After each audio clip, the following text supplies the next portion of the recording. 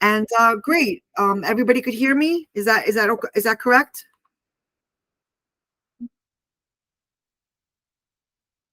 Okay, great, great. And I appreciate that. All right, let's get it rolling.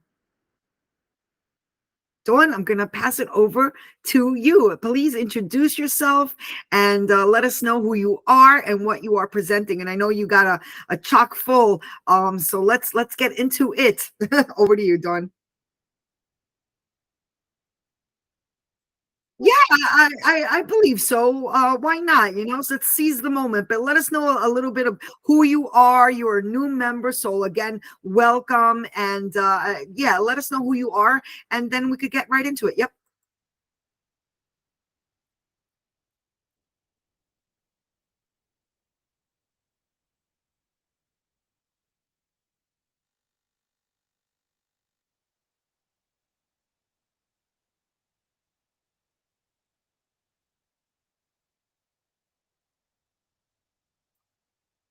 The first of its kind enterprise security governance framework, and I'm currently managing the committee members for that. So that's my day job. That's what I do, during normal working business hours.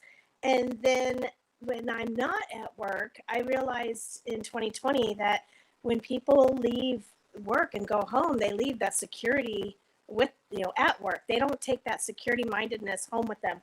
So I started training individuals and companies and remote workers and their families on how to protect themselves when they're not at work, how to protect their home networks and protect their children from the hidden online dangers. And whether it's from identity theft or phishing or even the more insidious threats posed by online predators that children are just one click away from these days. So I have received recognition for the work that I do. In 2021, I was honored by receiving the Cybersecurity Woman of the Year for the work I do in the industry. And in 2023, I was honored to receive the Visionary Security Awareness Program Leader from the Cybersecurity Summit Committee. So that was a pretty big deal for me. So these awards just remind me of the everyday ins and outs of the importance on continuing the mission of keeping individuals and especially children safe in this digital world. So that's my professional background. I'll pause for a second just to see if we have any questions before I get started in the rest of it, Yes. Patty. So your mic is coming in a little bit broken. We did hear every word. However, I think the wire sounds loose. Not like you're in the matrix. You look like you have connectivity Wi-Fi. However, your microphone was loose, and I'm going to ask for any of the moderators if you could invite anybody up. We got Shanker, who is our secretary. We got Leanne. Thank you for joining us. This is the Rotary Club of Global Impact, and we are honored to have Dawn McCarty, who's not only a member, but she is presenting today, and this is really a beautiful day and exciting. So thank you so much. Thank you. Back to you. Okay, I'm going to hold it closer to my mouth. Hopefully this is better. Is that helping? Well, not for some reason. It's something. It sounds like a loose wire. Your pitch sounds like very, very high. It doesn't sound like your voice, and it seems like it wants to disconnect. So we'll Patty, she seems to be coming perfect for me. Oh, However, so then never mind.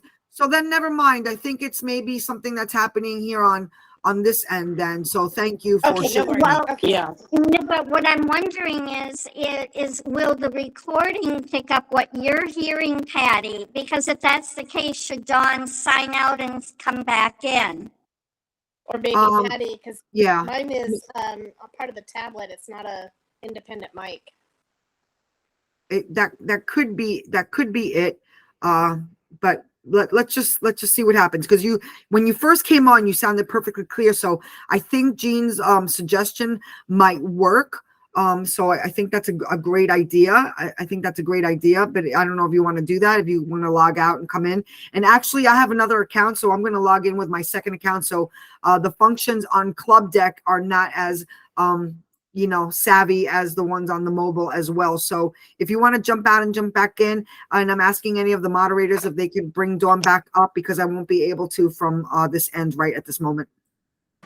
No worries. Absolutely. Okay, good. It's Jack. You're able to see everything and hear everything okay as well Yep. from your end? Okay, Yep. great. Yep. Great. And while we're waiting for that, Colleen, Dr. Colleen, you had a book, right? That I just saw a couple of wonderful posts.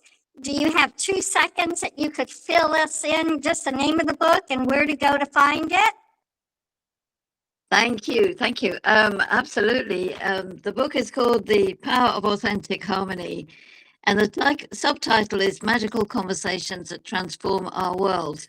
So this is a magical conversation because we're sharing without judgment, without anger, without coercion. We're learning and sharing, and that's what my book is all about, especially about how women can lead wise men to create a joint custody world.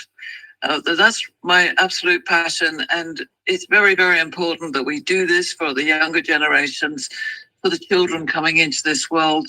I have a 14-year-old granddaughter and a 17-year-old grandson, and the world is troubled at the moment, as we know. So I think it's very important. My goodness. Harmony. Yes, for generations. So yes, so that fits very, very appropriately for today's topic. Absolutely. Are we all in? Are we all in? Dawn, are you back? Patty, you back? Mhm. Yes, I'm back.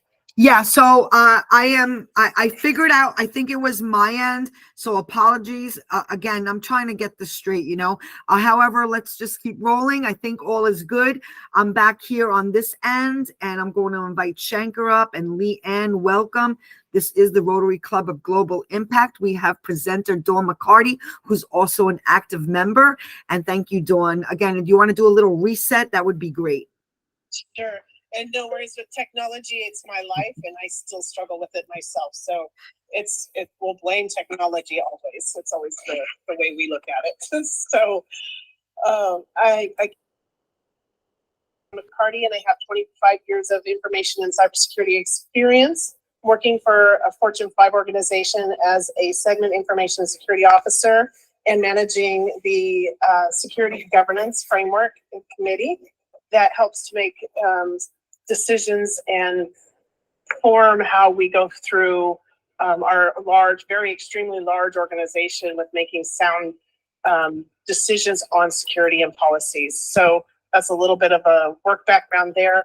But I also do some training in my off hours when I'm not working for corporate America.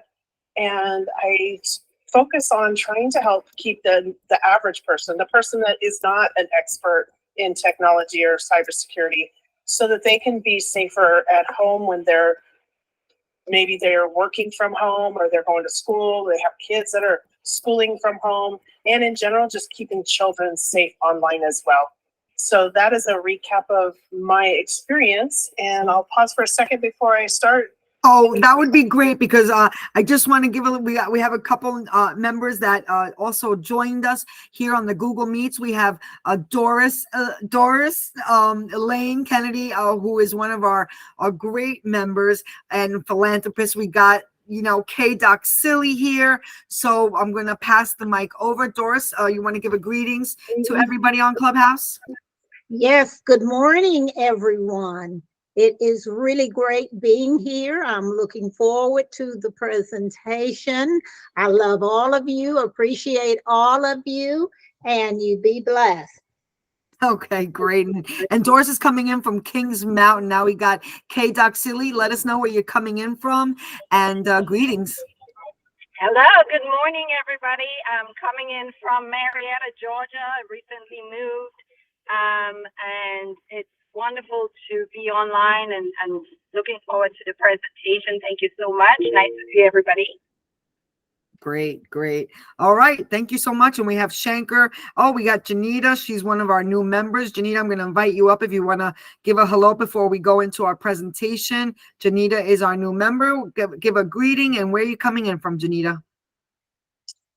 President Patty, good afternoon or good morning to you. I think it's the morning where you are. And hello to everyone. I'm Janita Burke from Bermuda. Please accept my apologies for being late. And I'm looking forward to our presentation today and happy to be in the number. Awesome, awesome. Well, thanks everybody again. I'm going to pass the mic over to Dawn McCarty, who is our presenter today. Thank you, Dawn, and it's all yours. Thank you, everybody. So I'm going to share a lot of information, and then at the end, if you could hold questions to the end, that will help me keep the flow going. But I'm happy to answer any of your questions, so please keep them for me.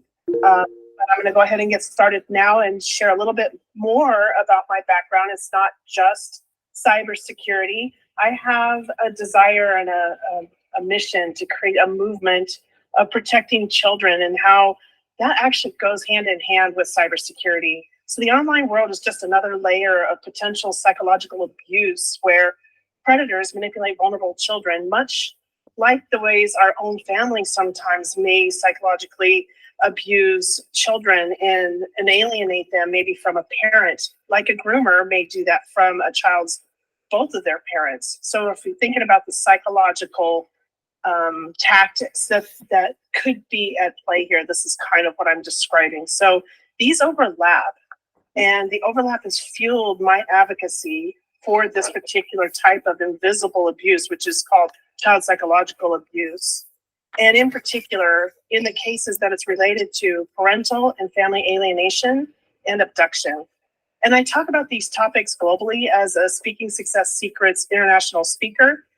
And I've also created a platform for the Nothing About Us Without Us mantras, what we've adopted, where I've organized a group of adult survivors on this new platform called Thriver Speaks, so that we can spread this awareness about this invisible type of abuse. So just to give you a little bit of background about my story and my own lived experience on this, I'll share with you that when I was 4 years old, I was abducted by my then estranged mother, who I hadn't seen for quite some time. She had moved out, my parents have split up, and she was living in her own place. And then eventually she had actually left the state, and we hadn't seen her for quite some time. And then all of a sudden, out of the blue, she had gotten remarried, and they decided that they wanted to put a family together. So they came back down to California, where I was residing with my father, and abducted me off the stairwell of my babysitter's apartment. And when my mom approached me at first, she was calling my name, and I didn't really recognize her right off the bat. And she had to tell me that it's your mother for me to realize, oh my gosh, I know her. And I'm 4 years old, so time is a little bit different for younger children. So when I ran down to greet her, that is when she grabbed me and ran towards the getaway car that her now new husband was driving, had it idling, waiting for us to get into the car. And once we were in the car, she announced to me that this was my new daddy, and that we are going to go on a trip, and I will have a new life. And they drove me down to San Diego and hid me out on a houseboat for at least a week while the investigation was going on. And they wanted to wait until it died down before they felt comfortable moving me to an airport. And then they would then fly me out of the state to Colorado, which is where my new home, my new world would be. So as we flew from California to Colorado, the world that I knew dissolved. And then all of a sudden I had this new world that I didn't recognize. And the only familiarity was the vague memory of my mother that I barely recognized hours or weeks before. So it was a pretty traumatic experience for me. And then as time went on, I wasn't really accepted into this family. There was a lot of violence and a lot of abuse, where I was nearly killed by one of my step family members. So this became my twilight zone. And I referred to that on and off my entire life, that I have these memories in my head of what life was like. And then all of a sudden I had these new memories or these new experiences that didn't coincide. They were in constant conflict in my mind. So as I grew, I developed an identity crisis, and I couldn't tell what was real oftentimes. So I second guessed things quite often. And it really kind of inhibited me from being able to make some sound decisions or to understand what something actually means, because I was constantly in that second guessing mode. So it was pretty difficult to form relationships, and healthy ones at that. And then to deal with conflict was I didn't know how to deal with conflict. There was so many things that happened in life that it felt like I was the conflict. I was the scapegoat, the punching bag, the one that everybody took their angers out on. So dealing with conflict for me, it wasn't an opportunity, and it wasn't a lesson that I was able to learn as a child. So in a nutshell, we didn't just move down the street or across town or even a couple hours away. We literally moved out of the state. So there's no way for me to understand the concept of distance at 4 years old. But needless to say, I didn't get to see my father from that point on. And then I was told constantly that he was a very dangerous man and that it was not safe for me to be around him, that people wanted to kill him. And the more I asked about him, the more trouble I got into, because I was to call my new stepfather daddy from that point on. That was not a request, that was a demand. So even though I knew I had a dad, I was always in conflict every time I was having to call this new stranger daddy. So this is what I'm talking about when we talk about the psychological abuse that children may be going through when there's a high conflict divorce or separation. So this denigration continued clear into my adulthood. And when I was trying to locate my father, I would often hear these types of stories, to the point where one time I was told that if you're going to look for him, then you probably should get a gun, just in case, because we don't know if he's still dangerous. So that is the extreme measures that a parent had gone through to try and prevent me from reuniting with my biological father. And it took me 44 years to find him, but I finally did find him. So there's good news with all of that trauma that I just shared with you. We were able to reunite, and I was able to know him and learn about my three brothers and piece my life back together. And that's when I discovered that I had this identity crisis. So lots of years of therapy and working through all of these different things to determine what was real, what wasn't real, what was a lie, what is something that I can control, and what do I do with the things that I can't control? And then understanding how to set boundaries and deal with conflicts. This is all things that I'm learning now as an adult, 44 years later, that I didn't learn as a child. So it complicates things quite a bit. So I tell you all of that just so that I can fast forward a little bit here and say that while it sounds terrible that these things happened to me, I want you to know that these things actually happened for me and for the children today. So my experiences have helped me understand the psychological abuse and the tactics that not just a parent may take, but predators out there in general.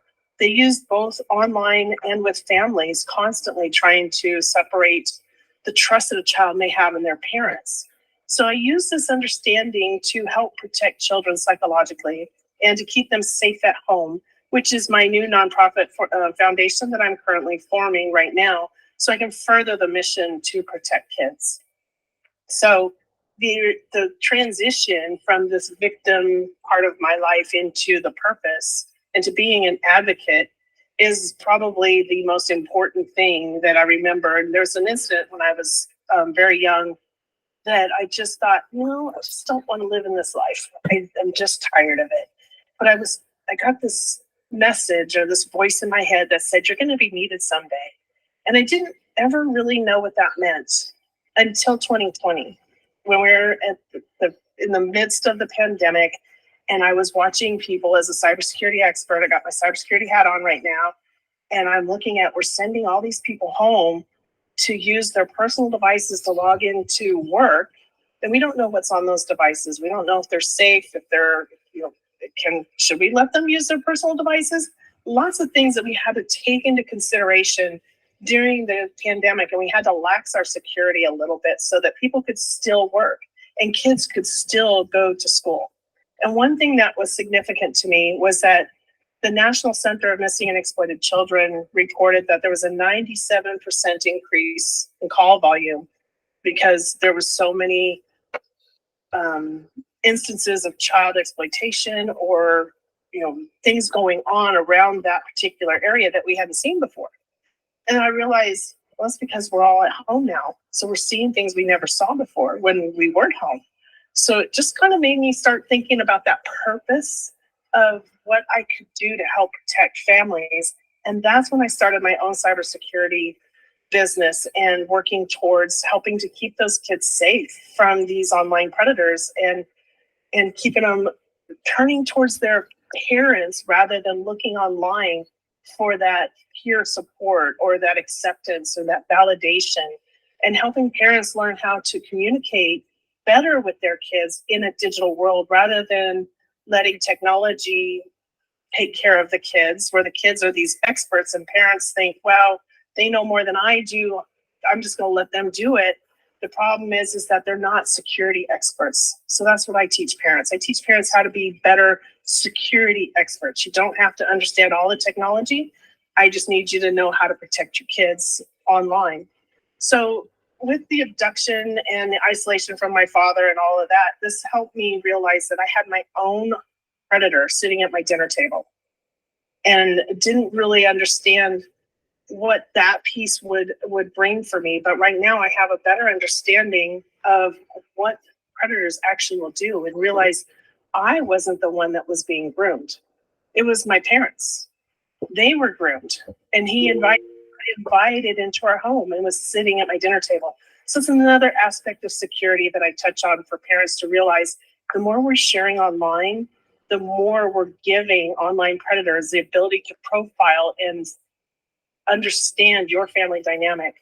So it all kind of comes together for me when it comes to, am I talking about cybersecurity? In the end, I'm always talking about keeping kids safe at home. So it doesn't matter if it's cybersecurity or the psychological side of things. It really is my mission and intention to create this movement. So I created a platform called Thrivers Speak.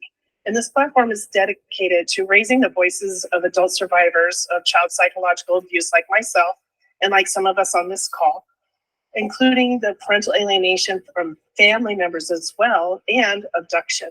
So through this platform, we're creating the first ever conference.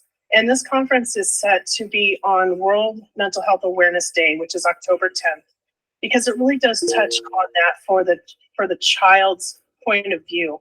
And coming from the child's point of view, we really want to look at the mental health component and what happens for the child and what they need. So we are sharing our stories on this stage, and the speakers are only speakers that have the lived experience, with a few minor exceptions because we have some very important allies as well. So we're sharing our stories, we're raising awareness of this invisible abuse, and we're hoping to touch the hearts of the family law professionals, mental health professionals and practitioners, educators and law enforcement officers, anybody that deals with children as their parents may be going through a divorce or separation that is in high conflict, and what we can notice and the red flags that they may be able to detect. Something is going on here. And one thing I would like to note too is our ACEs studies, which is now in the schools. One of the questions in that study, or that scoring system, is, did a child lose a parent due to divorce or separation? So it's pretty significant. And that is something that we really need to take a look at and focus on when we see children acting out. Why are they acting out? Is it something to do with at home? And this is where educators can help, as well as law enforcement officers. So this combination of lived experience and professional expertise has driven my mission to make sure that no child has to endure the confusion and the pain and the loss of identity that I did, or that any of our speakers have. And we all have the same story, we just have different events. So my work is dedicated to building safer environments for children, whether it's at home, online, with mental health professionals, or in a courtroom. So another thing that we've done is we've started writing a book or an anthology, and we put together, it's going to be a series of books. And the first one is called Warning, Children Are Not Weapons. And this collection is adding to the movement because it is complementary of our conference.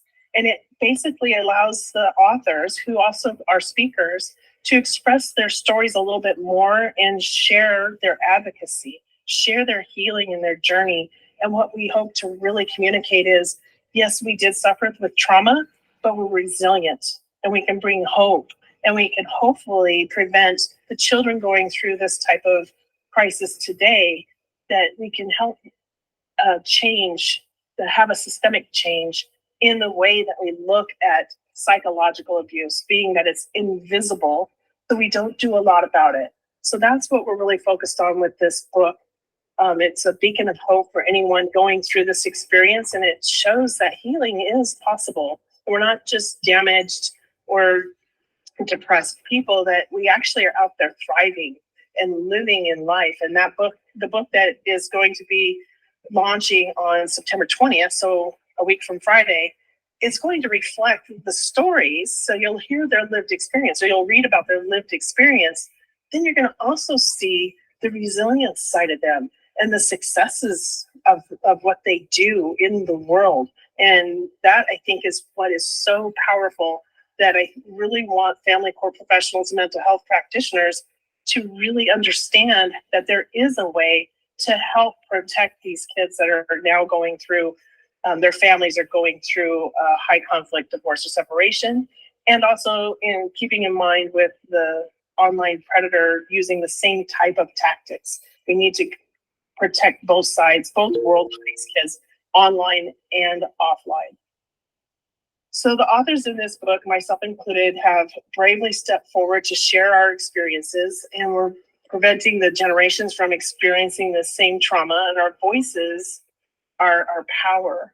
And through this book, we aim to educate, inspire, and for others to take action. It's a first of its kind. It's never been done before, and neither has a conference of lived experience survivors of this particular type of abuse. So we're making history as we do this.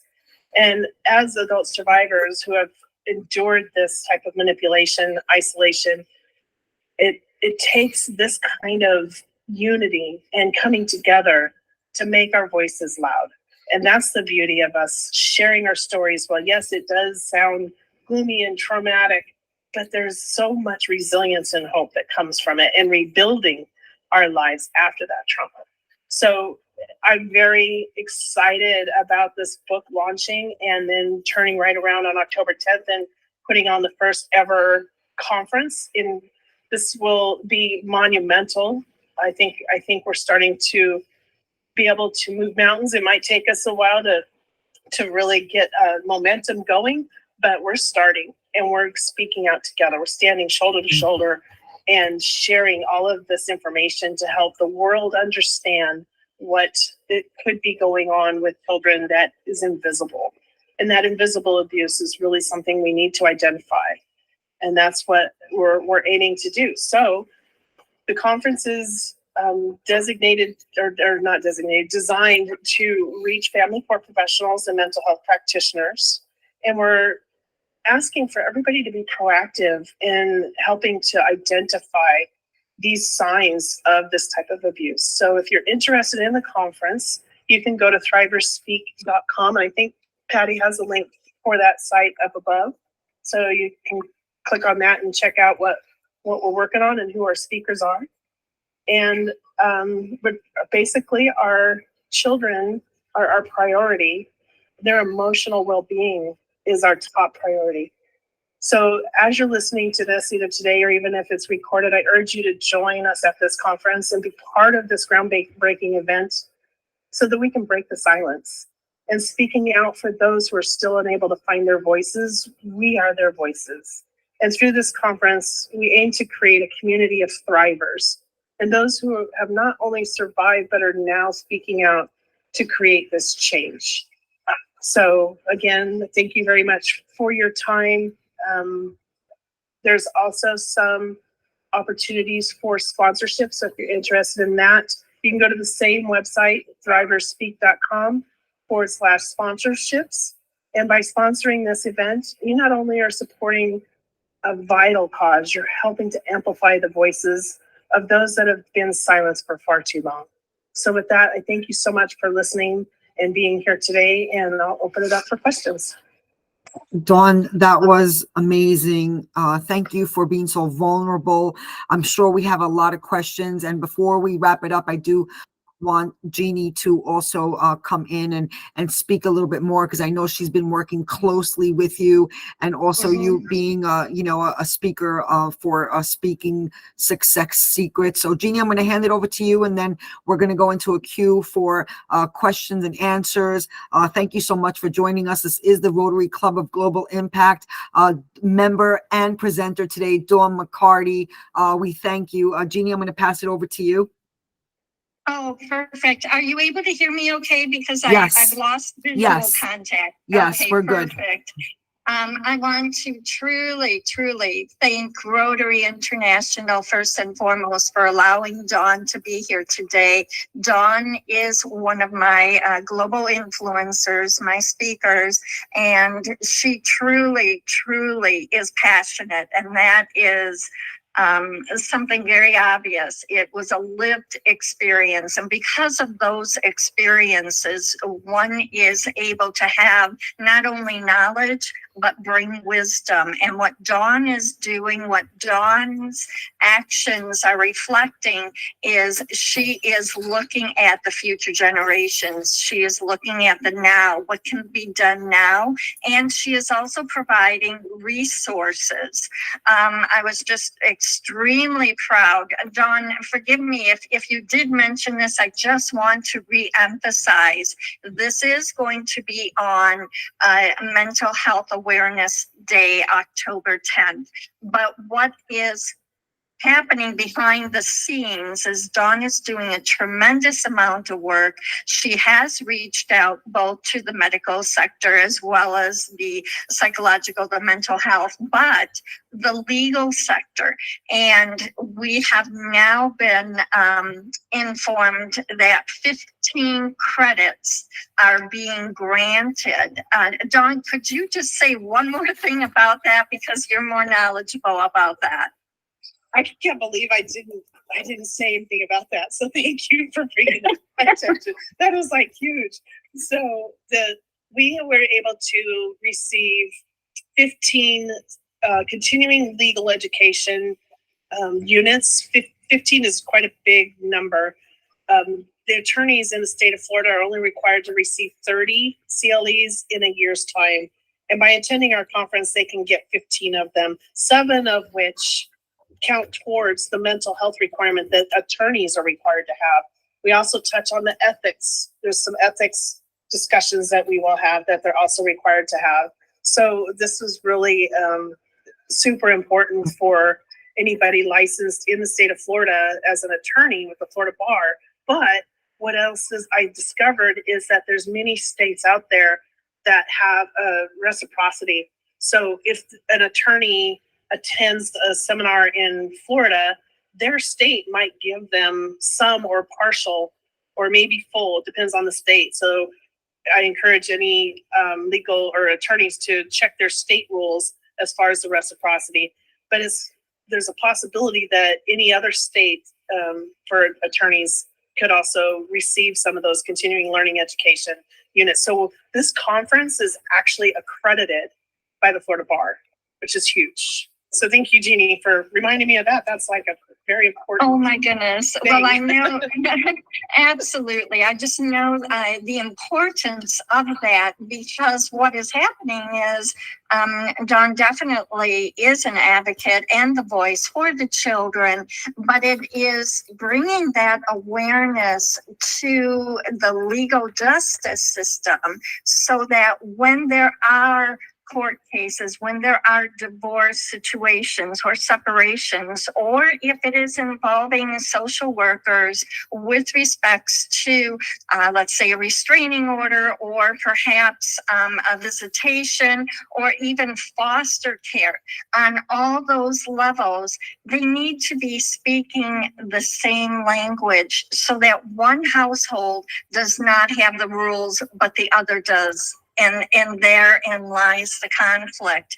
And it just brings more of an awareness of the safety online, the digital safety online, but it brings also peace of mind that the child is being watched and cared for. Because a parent can be in the same house, but that does not mean that the child's safety is, Dawn, explain it a little bit. The parent can be in the same house, but there's still an issue. And how, could you reiterate that?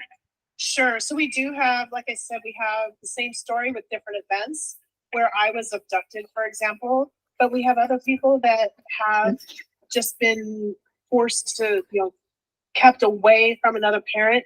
And then we have instances where the parents and the child still live under the same roof, but they're still alienated from one of their parents because of what the other parent is telling them. So they spend less time talking or wanting to be around that other parent. That other parent is isolated under the same roof. It's a very uncomfortable situation, but it does occur, and that it is happening with that type of situation. So having these types of red flags more recognized, where our mental health, our social workers, even educators who hear these stories of there's a divorce going on and whose side are they going to choose, they actually need to always follow the court order instead of picking a side. You can't pick a parent that you think sounds safe because they may not be the safe parent. Like my example is I was not safe in my mom's care. I was abused violently.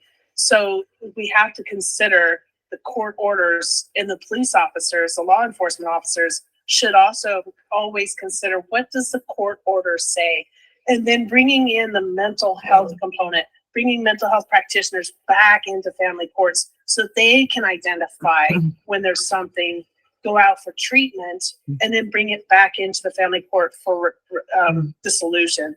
So there's a lot of things that we will be bringing to this conference to help people understand that there's so many different variations of what this looks like. It's not just when parents split their divorce and in two houses, it could actually be in the same house. Absolutely. And two other components I wish you to just speak one moment on. And Patty, thank you. Thank you for allowing me this time to interject a few things. The first one that I don't think I heard, because we are focused definitely on the abduction, on the safety of children, but at times this also involves children committing suicide and being online, and there are online predators that are influencing our children, scaring them to the point of suicide. So that component needs to be addressed. And then the next component, Dawn, is when there is a divorce or separation issue. I truly understand, and I'm aware that sometimes the school will be involved indirectly, where they may not, some of them not intentionally, but they may take sides and prevent a child from going with the parent that is been awarded the custody or temporary custody, or even the grandparents. So please touch on that. Yeah. So that's what I was saying, that we need our educators, our schools, and our law enforcements to follow the custody orders and not choose those sides, because you don't know the dynamics of what's going on behind it. But we also don't need to encourage or that's what I'm looking for. We don't want to promote any further psychological damage for the child. And that's the part that's invisible. So it's impossible to know that. And what happens is there's times where the school will want to side on the air of caution. And commendable, we always want to protect children. However, we don't know what actually happens behind those closed doors. And without that knowledge, we can't choose sides. So we have to follow the court orders. We have to allow mental health practitioners to come back into these situations so they can spot these red flags. But the schools cannot withhold a child to a parent that has legal custody, whether it's 50-50, whether it's shared, whether it's 10, I get to pick them up on Thursdays. It doesn't matter. As long as there's a court order, the schools should not interfere in that. And that's exactly what's been happening. So it's been enabling parents to hold their children hostage away from a loving, safe parent that would not harm their kids, that does have legal access to them. And that's a battle that's constantly being fought right now to try and help these parents still have access, because kids need both. And I'm not talking about when there's violence and abuse going on. That's definitely not what I'm talking about here. I'm only talking about parents that are safe and loving. They just don't want to be married anymore. They don't love each other anymore. But the child does not divorce their parent. And that's what we're asking them to do by holding them from them and then trying to create that denigration to where they fear or hate that other parent.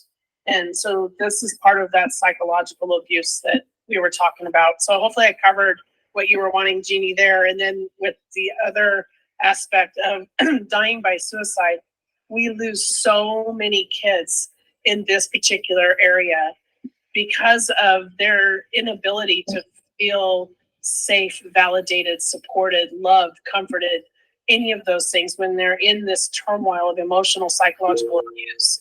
They internalize a lot of that. And when you talk to them about their other parent and being that, like, for example, in my situation, he was a dangerous person that I might need to carry a gun to if I ever wanted to see him. Those kinds of things are things that a child will internalize because that's the other half of them. So if you hate that part about them, then you probably hate that part about me. And now I feel bad about myself because I am not a good person either. This is what's going on with the children.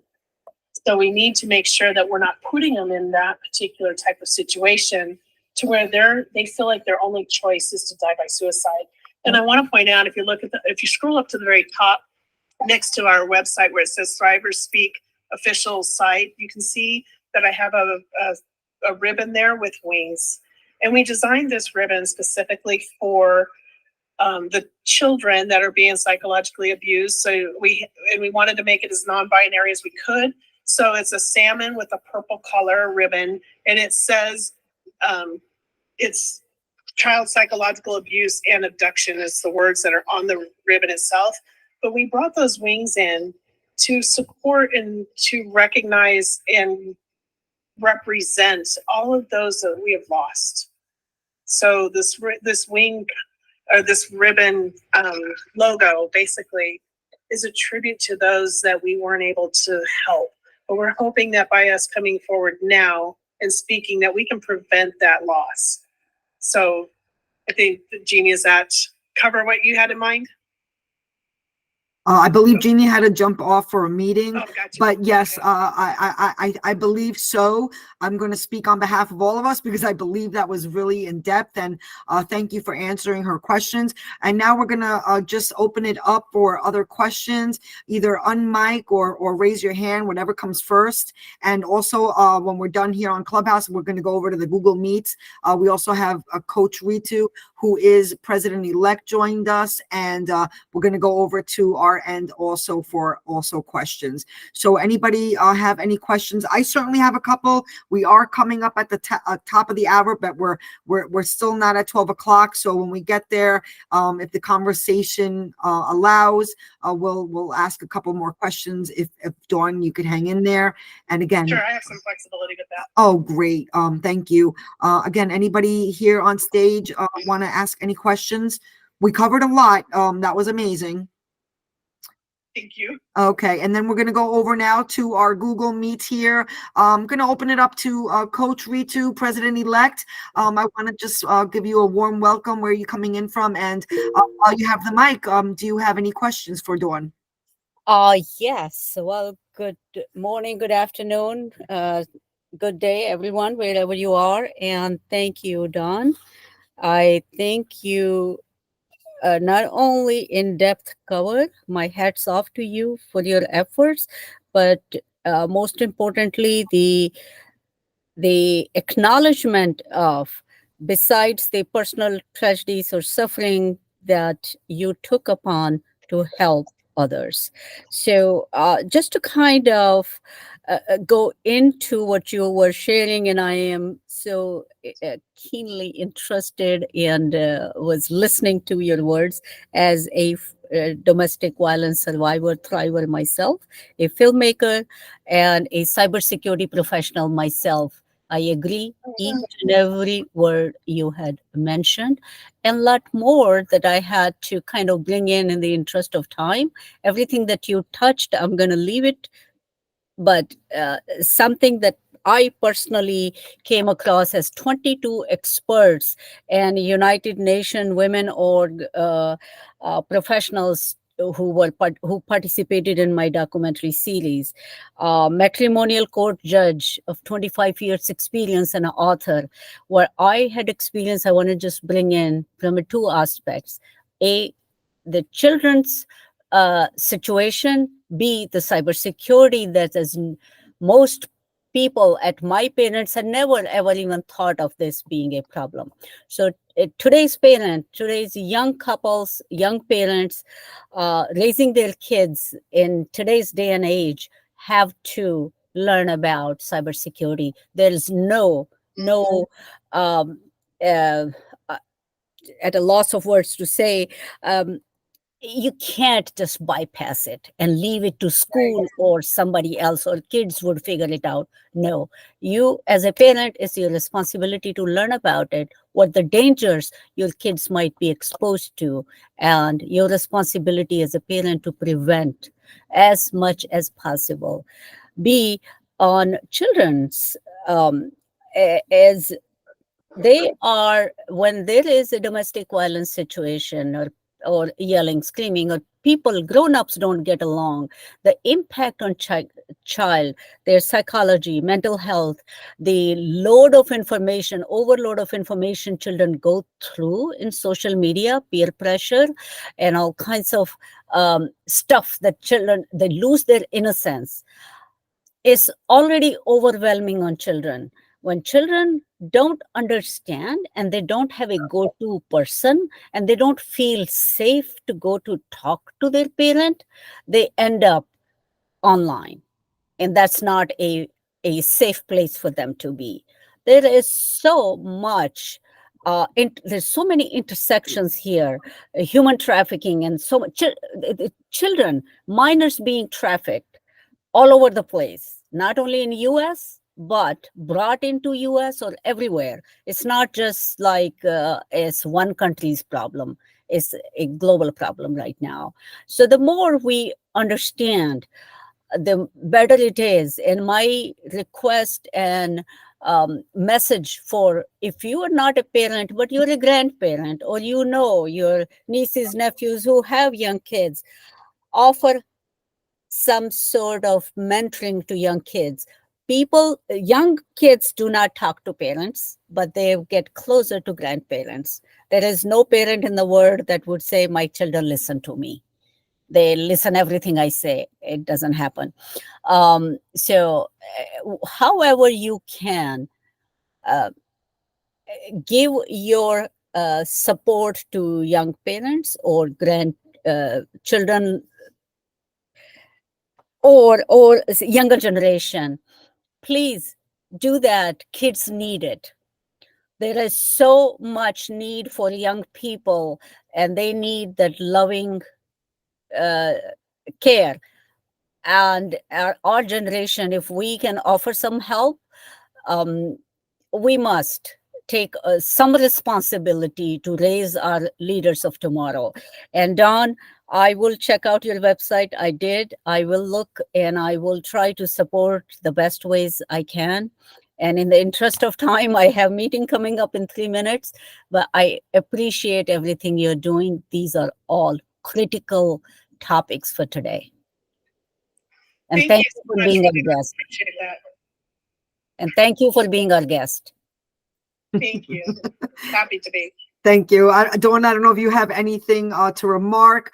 We do want to also go and introduce, we have Quanta Dawn Light, who is a longtime member on here on the Google Meets. If you have any questions, Quanta, or if you want to say hello. But Dawn, before you go over to Quanta, Dawn, do you have any remarks for Ritu before she jumps off? Well, I just appreciate the remarks that she shared with us about the need for everybody to understand cybersecurity, because in my experience, when I'm speaking to parents and I say cybersecurity, I can literally watch their eyes glaze over, like, oh, that's not me. That is an industry thing. I don't need to know cybersecurity. And what I really want to focus on is that in this day and age, everybody needs cybersecurity. It's not an industry standard. Yes, we do have industry professionals that work on a corporate level, but I need you guys, I need parents today to be their own home cybersecurity experts. I just need you to protect your home network and keep your kids' devices safe and work within your family and communication so that the kids do turn back to you rather than going to that stranger online. And, you know, we don't want, it starts with Uncle Google and Auntie Alexa. We don't want them going there for answers. We want them to use those resources as tools, but we want them to come to you when they really need that.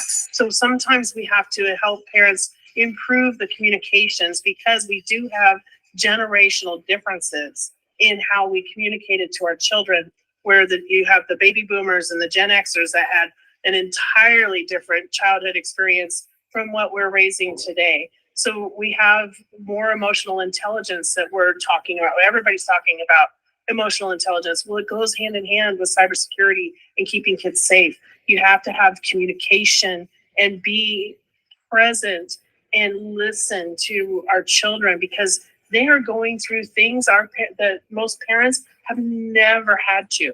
So if we're not listening to them, they will go find somebody that will. And that's the truth. So it's really important that parents today work on their communication with their children so that their children feel safe, that they won't be punished, that they'll work together to find solutions. So thank you for bringing that up. That was important. Well, Quanta's in agreement here. I'm going to pass it over to Quanta, but right before I pass over the mic, I just want to say welcome to Dialis and Leanne, and Keish was in agreement. Also, I saw those hearts, and Shelly, and now we're going to go over to Quanta here on the Google Meets. Quanta, come in. Mic is yours, and welcome. That's for Quanta. Quanta, Dawn Light. Okay, your mic is on mute. There you go. I think you're on now. Quanta, we don't hear you. Okay. All right. Well, we got Quanta. Let me know when you your mic. I believe you're having maybe some tech issues, but she was in agreement. Yeah. And I want to go over to Dialis. You came on stage. You have any questions for Dawn? And welcome. Okay. You hear me now? Yes, sir. Okay. Hello, everyone.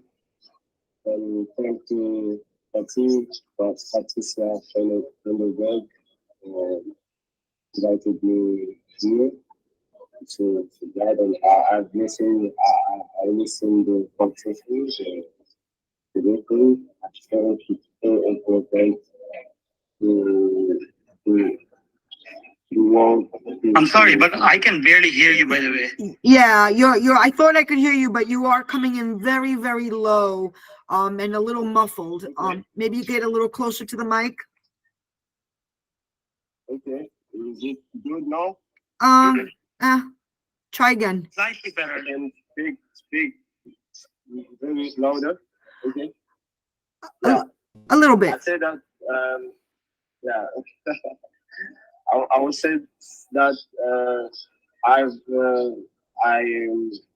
listened the meeting, and the subject is very important. So we are talking about children and how to keep our children from or against all social media on video which are sharing every time, and it show everything, every bad thing, and it's free sometimes.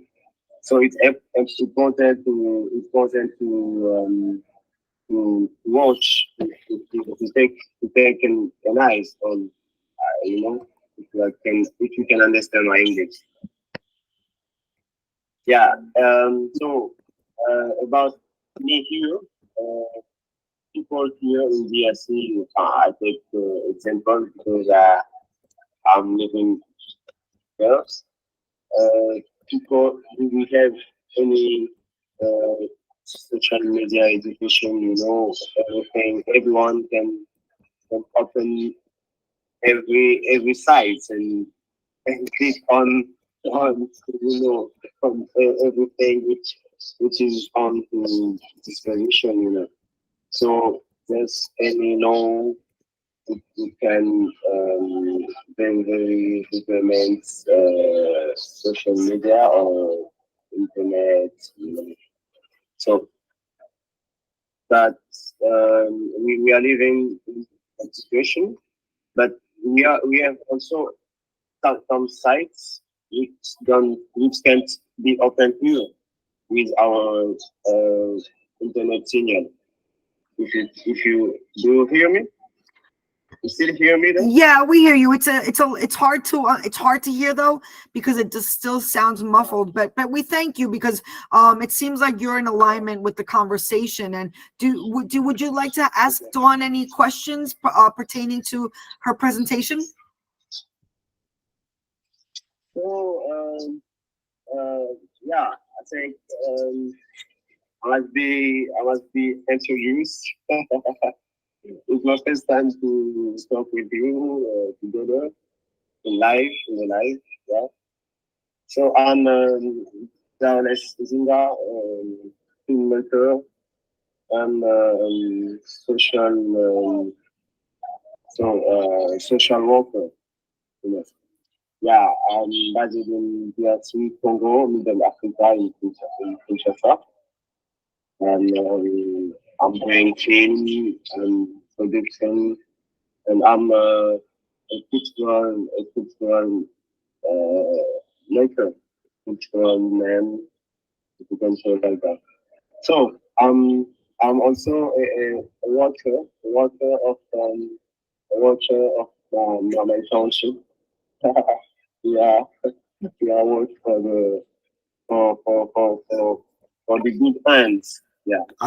Thank you so much. Thank you so much. Well, I really appreciate it. I brought you up hoping that you were going to, help out with the conversation, and I appreciate what you're doing. So again, welcome back. I would recommend to add to your bio, because people don't usually, interact with somebody who doesn't have like a profile. But I see you're new to Clubhouse, so my recommendation, you seem like a really nice guy. I definitely put all that stuff that you just shared on your profile, because most people won't bring you up to a room to speak if they don't know more about you. That's just like just a common courtesy, and also a safety feature talking about cybersecurity. So I'm just sending a kind reminder. But welcome to Clubhouse, because I see you're new. And again, thank you so much. So I'm just gonna go on to anybody else who has any questions for Dawn. And Dawn, do you have any remarks for Dallas?